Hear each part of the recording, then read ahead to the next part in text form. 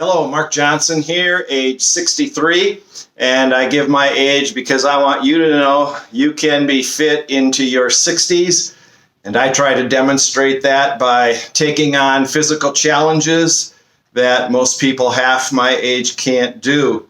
2 weeks ago, I shared with you that I'm working on a handstand on parallettes.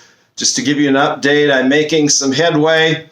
Haven't had as much time as I hoped working on it, so not quite ready to try it yet before the camera, but hopefully won't be long. What I'd like to talk to you about today is workout recovery, and especially the older you get and also the stronger you get, the more recovery is important. So I want to share with you a few things that work for me. First of all, you obviously need adequate time for recovery.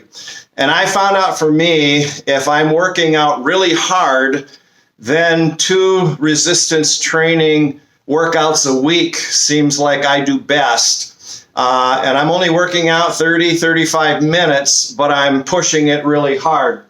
Also, after 8 to 12 weeks of real consistent workouts, it's usually good to take about a week off and just recover.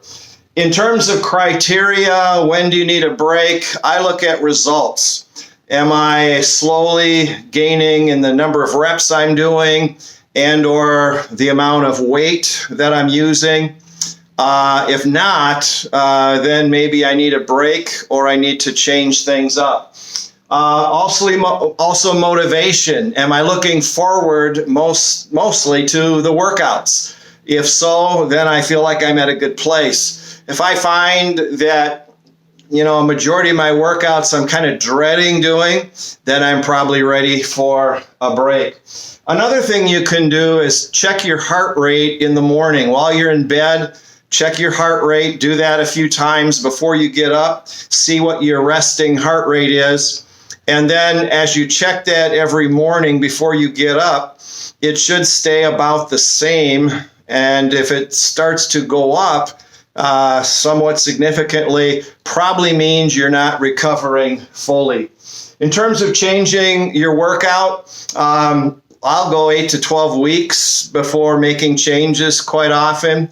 And when I make changes, I don't necessarily change the whole workout. Maybe just if there's an exercise I feel I'm stuck or stale, then I'll flip those out for same body part but a different exercise. Also, you can just change reps and tempo. I probably do this more often than I actually change the exercise. For example, 8 to 12 reps per set, and I'm only usually doing 1 or 2 sets. So if I can't do 8 really good form, then I take weight off. Once I get to 12 reps with good form, then the next time I add weight. But after a while, I may switch and go 5 to 8 reps.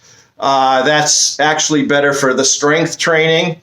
If you do that, you might want to add an extra set.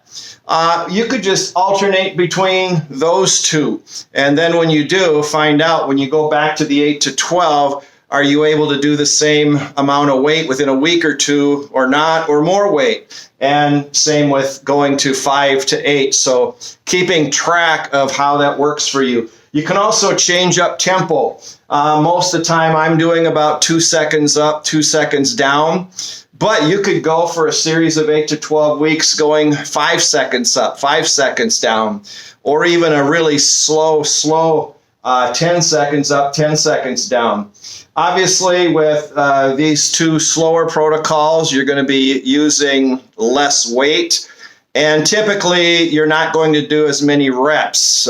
You're probably looking more at time under tension than reps. And you could, in this rep sequence, you could do a high rep sequence also.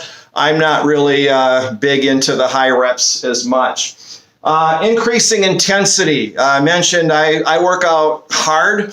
It's not uncommon once a workout to start seeing stars and have to steady myself. So here's some ways to increase intensity. And don't do this every exercise, every set.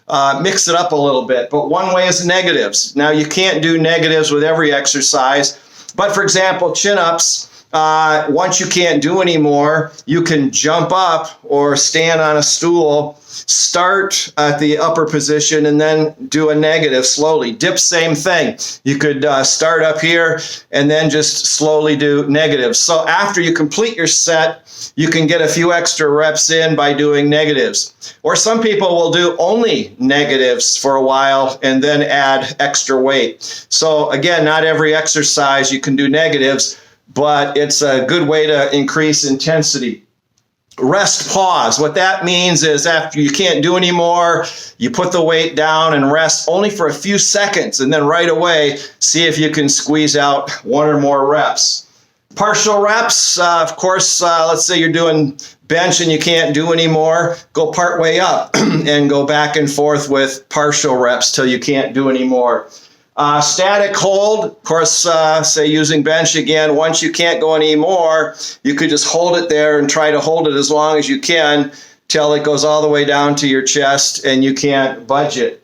And then partner assist, if you're working out with somebody, of course, you can have a partner help take a little bit of the weight off so that you can squeeze out an extra rep or two.